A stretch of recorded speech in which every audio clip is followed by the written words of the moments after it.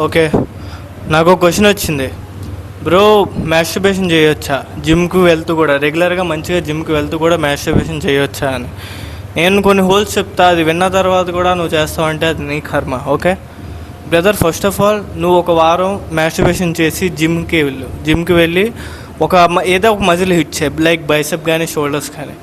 మళ్ళీ next week masturbation చేయకుండా అదే షోల్డర్ హిట్ చేయి నెక్స్ట్ వీక్.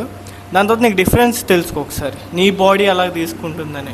కొన్ని మందికి అయితే ఎనర్జీ లో అవ్వడం కానీ, మూడీగా ఉండడం అలాంటివి అవుతూ ఉంటాయి. ఓకే, అలాంటివి అవడం వల్ల మనకు మ్యాక్సిమం డిఫెక్ట్సే.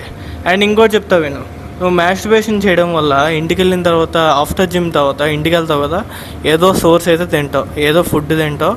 తిన్న తర్వాత నువ్వు పడుకుంటావు కదా, అక్కడ నీ మజిల్ గ్రోత్ అనేది ఒక ఆన్ పాయింట్లో ఉంటుంది. ఆ ఆన్ పాయింట్ ఉంది కదా, నువ్వు మ్యాస్టర్బేషన్ చేస్తూ ఉన్నావు అనుకో, అది అనేది లైట్గా డిక్రీజ్ అవుతూ ఉంటుంది. ఇలా వెళ్తుంది గ్రాఫ్ అనేది, లైట్గా డిక్రీజ్ అయ్యి వెళ్తుంది. సో నీకు మ్యాస్టర్బేషన్ వల్ల బెనిఫిట్స్ ఏమి ఉండవు, మొత్తం హోల్సే ఉంటాయి. వీడియోస్ ఇంకా ఏమైనా ఇన్ఫర్మేటివ్ డౌట్స్ క్లారిఫై చేసుకోవాలంటే కింద కామెంట్లో పెట్టండి, నేను అందరికీ మంచిగా రియాక్ట్ అవుతాను. Thank you.